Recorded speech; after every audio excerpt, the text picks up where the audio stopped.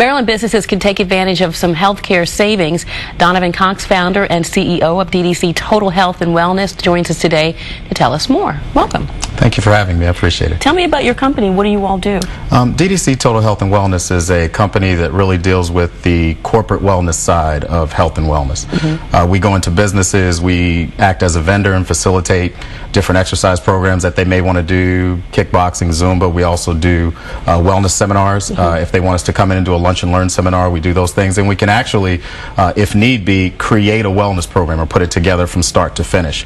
That is, develop the ambassadors or the team members, actually help them do their initiatives, because we want to make sure that we're having initiatives going throughout the year, and then facilitate on an operational level where we can actually go in and do classes. So, are you seeing more and more companies asking for this? Absolutely. Amazingly enough, and because of the epidemic of obesity in our country, more employers are starting to identify the fact that the healthier the employee is, the more productive they are. So they're starting to focus more on the proactive approach, and that is actually investing money into their employees to make them as healthy as possible. Because in the end, both benefit. The employer benefits because they save money in the long run. The employee benefits because they change their lifestyle. Are healthcare laws driving that, though? Actually, the healthcare law, which is probably one of the biggest advantages to companies now, have all sorts of incentives and initiatives for small businesses to help them either start a wellness program or to enhance the one that they already have. Okay. So that's one of the biggest advantages. Things like tax credits for small businesses, being able to take advantage of grants.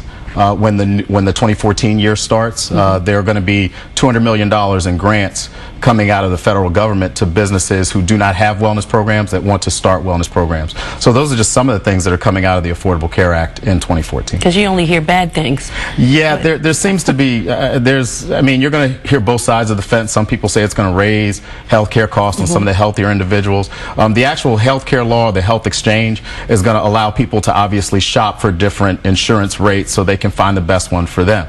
From an employer standpoint, it's almost the same thing.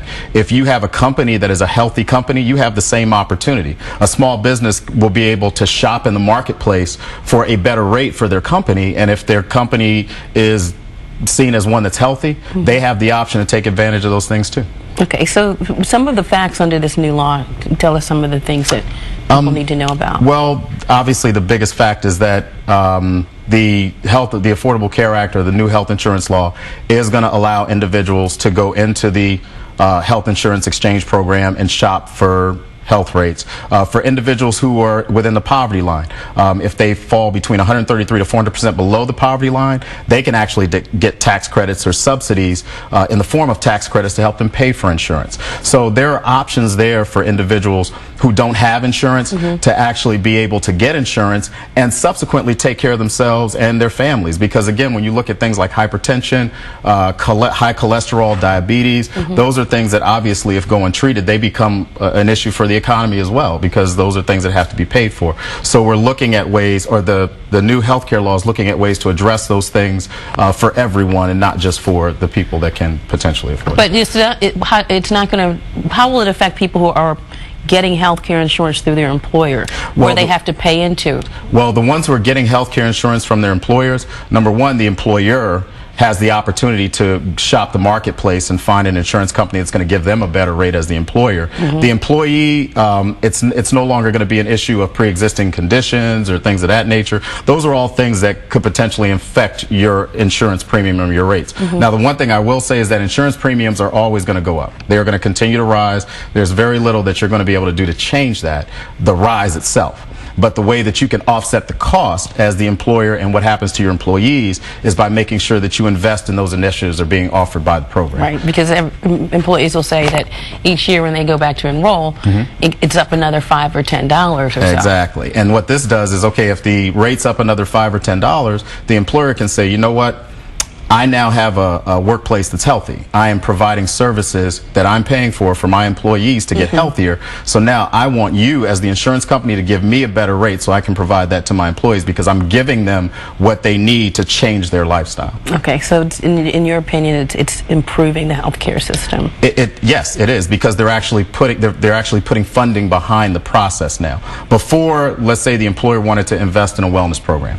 If the employer invested in a wellness program, it was still, you know, it was very little information that was known about what the employer was doing, whether they were following any type of best practices for their wellness program. These things are now being spelled out. There's a best practice that you have to follow, or that you need to follow, if you're going to institute a wellness program. So it's no more of, okay, we're just going to offer this and hope for the best. Now you can put a plan in place, and actually, if that plan follows those best practices and you are showing that you are proactively addressing the needs of your employees, well, now insurance companies will take a look at that and say, okay, this is a company that's really focusing on health, so we can reduce their cost by a percentage or 2 percentage points. For us, you know, the layman, we look at it and we don't see it as that much, but for a company, that's thousands, maybe millions of dollars that they could potentially pump back into their organization. And on the downside?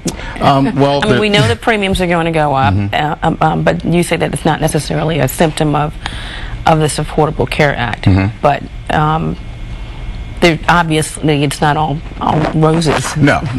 And unfortunately, some of the downsides, obviously, probably the one that's the biggest one that we hear about now is the fact that on some individuals who are some of the healthier employees, they may see a increase in their insurance, but there's also some talk that might be offset by the fact that you can now shop for your premiums, or you Why can would shop the for your healthier insurance. ones, the healthier employees? Well, not just the healthy employees, but those individuals who, let's say, for instance, they're younger. Let's say it's somebody that's in their 20s or their early 20s. If you're in your early 20s, then obviously they're looking at that as an individual that's healthy. So they have to kind of tack the cost onto somebody, because there are going to be individuals who are going into the health insurance exchange that don't have insurance at all. You see what I'm saying? So there's actually been some reports coming out from Department of Health and Human Services that are talking about those increases on some individuals who go into the health insurance exchange. That is some of the concern that they have.